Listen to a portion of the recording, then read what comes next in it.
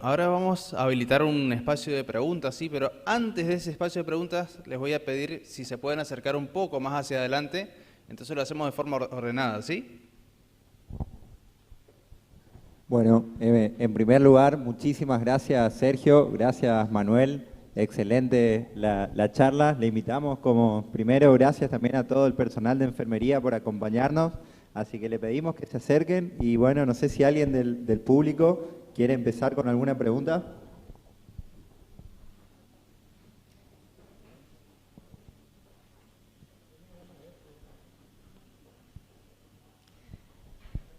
Bueno, buenos días. Excelente las dos presentaciones. Muchas gracias a ambos. Te quería consultar, Manuel, esto del registro, ¿no? Porque es importantísimo los ítems que diste. En tu experiencia, ¿quién tendría que registrarlo?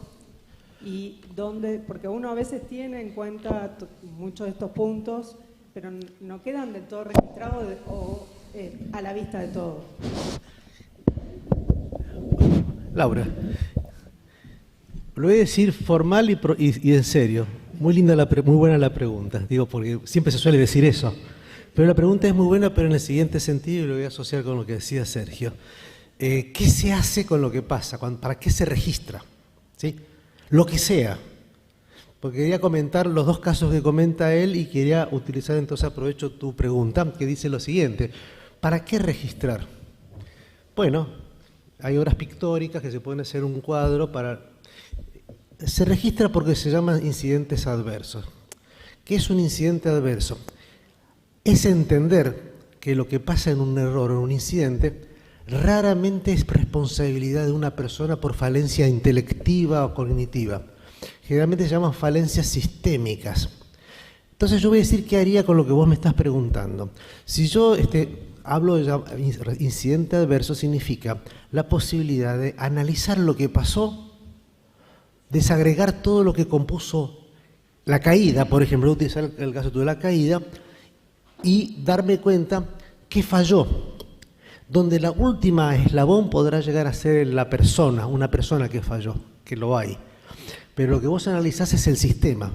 Entonces se cayó en la cama 17, entonces primero hago incidente adverso. Muy importante es lo que dice, cuando hay cultura del incidente adverso, la gente aprende que el objetivo no es meter en la silla eléctrica a nadie. El objetivo primero es hacerle entender que al que participó del incidente probablemente hubo una falla sistémica.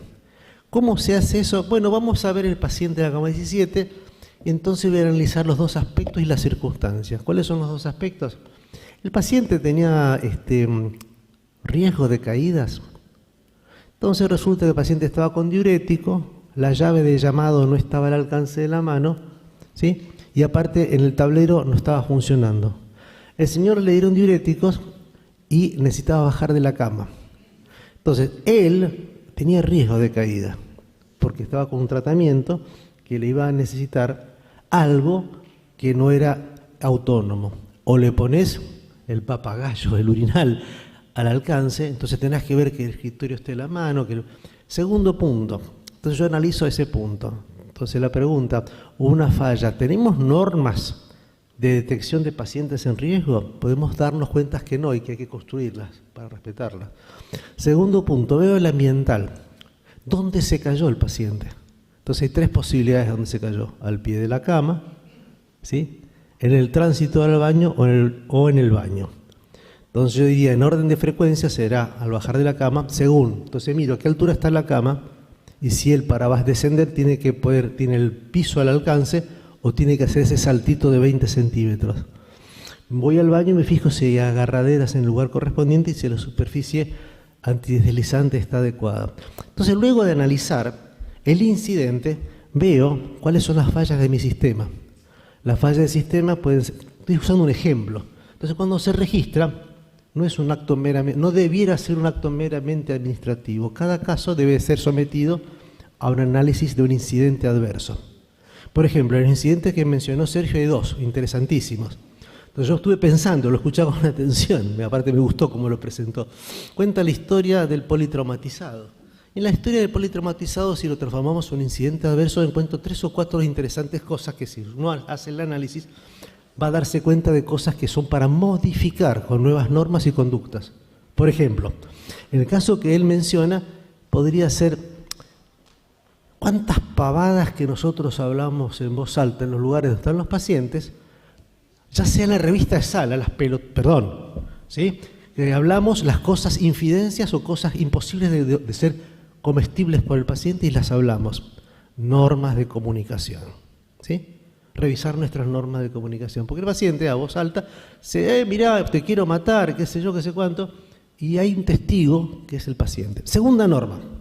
En el caso que está comentando es, claro, está en terapia intensiva. No está hablando casi nadie con nadie, si no hay nadie que se ocupe, así como está el signo vital, de tener la comunicación necesaria con el paciente, según su estado cognitivo. Y la traducción de la situación que él está viviendo, en ese aislamiento, en esa burbuja extraña, donde alguien le puede explicar diariamente qué cosas están pasando, ¿sí? ¿De acuerdo? Y estar informado. ¿Por qué? Porque es un defecto natural de terapia que estamos preparados para el paciente casi acostado y poco... Y perdemos las nociones de lo que él mismo menciona, que es las cuestiones que tienen que ver con la humanidad y comunicación. El otro caso que presentaste fue el de la infusión de alimentación por vía parenteral, ¿sí? La pregunta, ¿dónde estuvo la falla? ¿Por qué? Porque en algún punto vamos a llegar a la falla individual, pero generalmente son fallas sistémicas de seguridad, que es lo que estamos mencionando. La única posibilidad de modificarlas es hacer el análisis de, por un lado, las normativas de seguridad, de cómo hacer las cosas para que no pasen lo que termina pasando. Y el segundo punto, el análisis del incidente adverso. ¿Por qué? Porque va a seguir pasando y vamos a descubrir errores que hay que corregir en el sistema. Entonces la punibilidad de los individuos se atenúa cuando es el sistema que falla. ¿Se entiende? Entonces el individuo, lo cual no resta que el individuo personalmente tiene responsabilidades. Pero entonces, volviendo a la pregunta, se registra si vamos a hacer algo con eso. Y lo que hay que registrar son muchas cosas. Si vos registrás los niveles de infección en un área, tenés que ver cuál es la falla sistémica de por qué los pacientes tienen esa infección hospitalaria.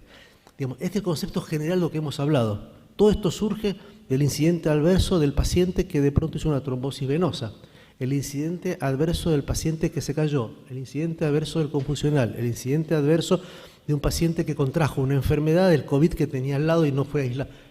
El incidente adverso es la apertura del tema para modificar algo que es muy pesado, existe, pero no es, digamos, no tiene publicidad. Y le pasó, se cayó. Y, ¿qué querés, viejito? Le agarró, se puso loco en la internación. Gracias. También continuando con esto, por ahí dando respuesta, hacer el registro del evento adverso implica también una madurez del profesional, ¿sí?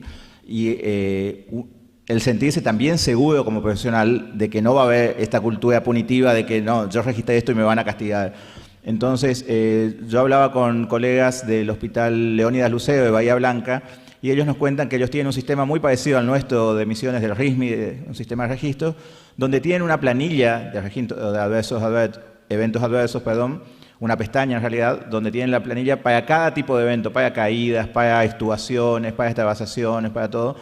Y lo que hicieron en una primera instancia, porque les costaba, ¿sí? Les costaba asumir el error o decir, sí, al paciente que estaba en mi guardia, en mi turno, a mi cuidado le pasó esto, lo que hacían era, acordaron, ¿sí? Institucionalmente, que el registro no lo iba a hacer la persona que estaba a cargo en ese momento. Entonces, si yo tenía un evento adverso en mi guardia, yo elegía a alguien de mi confianza, le contaba y esa persona desde su usuario registraba. ¿Para qué?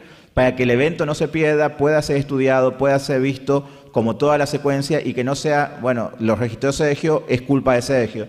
Entonces, de esa manera consiguieron en un tiempo que todos tengan adherencia al registro de eventos y después ya cada uno empezó a registrar sus propios eventos porque se dieron cuenta que no había una cultura de castigarlo, sino de buscar a ver esta persona que se cayó, por qué se cayó, o esta persona que se estubó, por qué se estubó, o realmente se estubó. Nos pasó una vez en la terapia, un paciente que se estubó y vino el médico enojadísimo y empezó, no, a él lo voy a tener que estubar de vuelta, le voy a tener que colocar el tubo, con lo difícil que es eso, y el paciente levantó la mano y dijo, yo no quiero el tubo. Y si lo dejamos ahí, el paciente realmente no lo necesitaba. Entonces, ver si realmente tenía un tubo y no lo necesitaba, ¿para qué lo vamos a intubar de vuelta? Muchísimas gracias. Justito se adelantaron los dos. Cuando armábamos el programa habíamos planteado dos temas clave, que era uno reporte de incidente y otro comunicación. Esto de hacer en conjunto la jornada, digamos, creo que es clave. Una pregunta por ahí del día a día, porque creo que todos tenemos claro que sería ideal en trabajar en reporte de incidentes, ¿sí? Cuesta, si todavía no lo tenemos institucionalizado, empezar a reportar. Entonces la pregunta sería, primero, ¿cómo sugerís, Manuel y Sergio, con la experiencia? ¿Cómo empezamos? ¿Por casa, por servicios, o por institución? Nosotros le habíamos planteado en la sala de clínica, por ejemplo, trabajar con enfermería y con el servicio de clínica, y después qué hacer una vez que lo reportamos, hacer ateneos entre enfermeros y clínicos, ¿cómo lo llevamos a la práctica? Digamos, a ver, saquemos toda la complejidad organizativa y empecemos. En realidad, cuando vos llegás, generas una costumbre, un área, así como está el Ateneo, ¿sí? Existen las reuniones de incidentes adversos, que alguien las tiene que coordinar. Está la denuncia, hubo la cama 11, ¿sí? Hubo un paciente que como al quinto día hizo una trombosis venosa. Y alguien, entonces vamos a analizar ese caso. Entonces, empezar a trabajar, no poner una estructura. Esa estructura que dice a quiénes hay que convocar, quiénes participaron, quiénes tienen competencias, se reúnen y se analiza qué falló. Luego de analizarlo en conjunto con la información, se expide una recomendación, porque la falla de pronto fue que el paciente tenía criterios de heparinoprofilaxis y no las tuvo. Entonces la pregunta, revisar, ¿tenemos una normativa? ¿No se cumplió? Entonces, si no hay normativa, revisar ese tema. Si hay normativa, los integrantes tienen que plantear qué es lo que pasó, porque esa normativa existe, lo que no existe a lo mejor, en qué momento hay que hacerla. Con cada uno de los incidentes adversos, la recomendación es empezar a trabajar sobre ellos, expedirse con información y socializar la respuesta, que muchas veces son modificaciones de uso de costumbres sistémicas, no es un individuo que cometió una tropelía. Entonces la recomendación es empezar a hacerlo. En algún momento se va a constituir un departamento de seguridad y si lo tienen que hacer, una de las cosas a hacer es esta, empezar a expedirse sobre los incidentes adversos generando modificaciones, porque para eso te juntás. Siempre significa generar una modificación. Esa modificación, en el caso inicial, hicimos las modificaciones comunicativas. Alguien va a tener que pasar al lado del paciente, aunque el paciente no esté en plena conciencia, comunicarse si es terapia. Si no es terapia, el paciente, cómo hacer la recorrida de la habitación. Cuando entramos con todo, normatizar cómo se hace la recorrida de sala, puede ser una respuesta de un incidente adverso de un paciente que se alteró por algo que escuchó, etcétera, etcétera. Y sobre cada incidente empezar a documentar qué es lo que se vio, qué se declaró, cuáles son los elementos que parecen ser pasibles de modificarse, sugerir cuál es la modificación y hacerla. Creo que ese es el trabajo. Empezar a hacerlo, digamos, no hace falta espectacularidad. Uno siente mucho placer cuando descubre cuál fue la falla. Y mucho más placer cuando de pronto esa falla pudo haber acontecido otra vez y gracias a lo que uno modificó fue distinto. Y podéis entender también que si nunca lo hicimos, no vamos a empezar haciendo un reporte de todos los eventos porque no vamos a poder hacerlo. Entonces podéis identificar cuáles son los problemas de seguridad más importantes en cada servicio y trabajar sobre eso. Si en mi servicio tengo mayor incidencia de úlceras por presión, y bueno, hagamos reporte y analicemos qué está pasando, por qué se escalan los pacientes. Se hace la escala de Norton al ingreso y a partir de esa escala de Norton, determinado el riesgo, qué acciones se están implementando. Entonces, porque en el proceso de las úlceras por presión no está involucrado un médico o un enfermero, sino está todo el proceso del sistema. Entonces, ahí ver realmente esta persona con una escala de Norton que me decía que era de alto riesgo, tiene los dispositivos, tiene colchón antiescalada, tiene personal suficiente de enfermería como para poder movilizarlo, tiene familiar que esté al lado o no, como para dedicarle un poco más de tiempo a la movilización, a la higiene, etcétera. Entonces, poder identificar cuál es el problema o los problemas de seguridad más incidentes o más prevalentes en un servicio y empezar trabajando por eso hasta que eso sea normatizado y después ir sumando los otros. ¿Sí? Totalmente de acuerdo. Sí. Sí, ahí tienen. Bueno, muchas gracias. La verdad que me encantaron las dos charlas y tener en conjunto a los médicos clínicos, a los enfermeros, es una visión de una apertura, la verdad, muy linda. Así que muchas gracias. Mi pregunta era un poco relacionado con dos comentarios de Manuel con respecto a lo atractivo de la patología aguda, de esa donde hay ya un diagnóstico complicado, raro o algo que realmente nos parece que nos hace pensar. Y lo que mencionó en cuanto a que la seguridad del paciente parece algo como menos atractivo. Entonces lo que les quería preguntar es ¿qué estrategias les parece para que eso nos resulte más atractivo? Y creo que una de las posibles respuestas está en relación a lo que dijo recién Manuel de la felicidad, de lo lindo que es de alguna manera ver que los pacientes andan mejor, ¿no es cierto? Que se caen menos, que algo que a lo mejor no se hubiera prevenido si no hubiéramos tenido esta estrategia se pudo prevenir, y también hacer ese análisis, que es lo que nos gusta generalmente a los médicos clínicos y a los que estamos, digamos, en salud, ese análisis de buscar causas, de razonar para poder lograr la mejoría de la evolución del paciente durante la internación, que de alguna manera charlar un poquito de eso, de qué les parece estrategias para que eso nos resulte atractivo a todos y que por lo tanto sea más factible que lo hagamos, que lo registremos y lo analicemos y lo mejoremos. Digamos, es muy revulsiva tu pregunta, pero está muy bien. No. En realidad todo nace cuando yo le hablaba del erotismo de la circunstancia del paciente. A nosotros, a los médicos, nos tocan hacer muchas cosas que a veces no nos gustan tanto, ¿sí? Pero las hacemos. De hecho, el mayor peso burnoutógeno que da burnout es la carga administrativa del médico. El médico, digamos, cuando se ve de qué está compuesta el estrés, gran parte es el empelote del papelerío de los pacientes, y lo hacemos. Número 2, lo hacemos ¿por qué? Porque es necesario y porque si alguien por disciplina nos va, ¿no? Bien el débito, lo que sea. Segundo, nosotros tenemos la capacidad de reaccionar frente a los problemas. Si no problematizamos los problemas que tenemos y los transformamos, los sacamos de la naturalización es una especie de explicación providencial de la caída del confusional, de la infección hospital. La naturalización significa, ¿qué pasa si a vos te informan la calamidad que estamos viviendo con caídas? Entonces, por un lado es empezar. Segundo, así como aprendimos a hacer cosas por disciplina, la seguridad tiene que incorporarse en la disciplina nuestra. Pero para que funcione tiene que haber organización sistémica. ¿Qué quiere decir organización sistémica?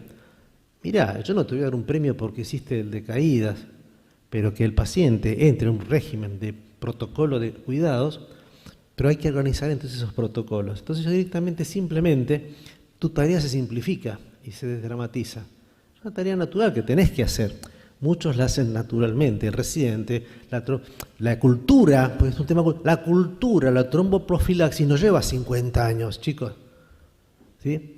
Cuando empecé la residencia yo no entendía la heparina para nada. No la entendía y andábamos haciendo tiempo de coagulación y sospechas de tromboembolismo. Es un tema de cultura, como mencionaba muy bien Sergio. Es un cambio donde incorporamos entre nuestra disciplina algunas, pero para ese cambio el sistema nos tiene que ayudar. Y el sistema tiene que ser protocolos que se cumplen en cada uno de los casos. Algunos son muy simples. Decidir la anticoagulación o decidir a un medio mecánico de prevención. Lo mismo con todo. Yo lo que digo, no se trata de erotizar la seguridad, sino incorporarlo en la práctica rutinaria. Las prácticas rutinarias hace muchos años nos ponían grandes ocultadores de los ruidos cardíacos. Y cambia la cultura. Hacer un ecocardio, ¿no es cierto? Pero en el tema de seguridad es simplemente incorporar la rutina. Es como si vos problematizás el problema, ¿sí? Y tenés como una cosa, te volvés sensible, cobrás la responsabilidad de hacerlo y la sensación de malestar de no hacerlo. Ese es el cambio cultural. Uno va incorporando en el scope, en el panorama de uno estas cosas, pero tiene que ser desde arriba también, que es organización sistémica de los sistemas de seguridad. Es complejo el tema. ¿O no han participado ustedes de campañas de lavado de manos? han participado de campaña porque era una calamidad lo que iba a ser la infección hospitalaria. Y quienes midieron saben que la primera semana hubo mucha adhesión, la segunda menos adhesión, la tercera semana todo el mundo se olvidó. Pero también es cierto que con 2 años de pandemia, seguimos teniendo reflejo de toser y darnos el puñito para saludar. Quiere decir, la cultura opera cambios. Entonces, son cambios de caer. Nosotros, en la medida que tomamos conciencia de que esos problemas existen y que no son, bueno, pasó. Esta es mi opinión, es decir, son cambios culturales, muy bien insinuados por Sergio. 2 cosas muy cortitas en esto. También la fascinación por el episodio agudo tiene que ver, en parte por lo menos, con nuestro ego, porque ¿a quién lo reconocen? Al doctor que me salvó la vida, al enfermero que me reanimó, al que estuvo en el momento, y no hay un reconocimiento al que, no, este equipo me cuidó durante 30 días y salí sin caerme, salí sin ninguna escala, salí sin ninguna flebitis. Entonces también hay un poquito de fascinación ahí por el mismo ego de los reconocimientos.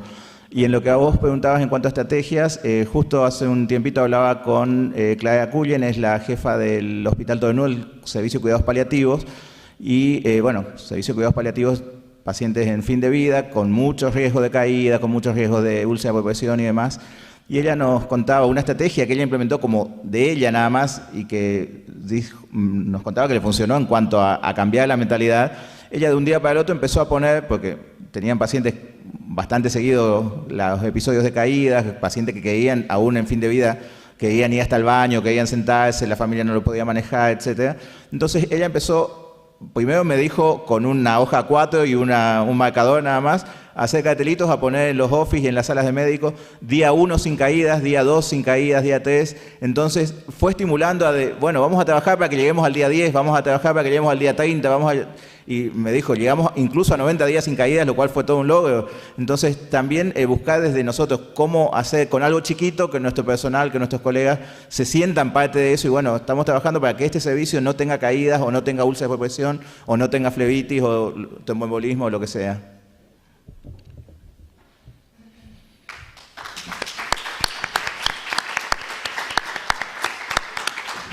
Vamos, entonces.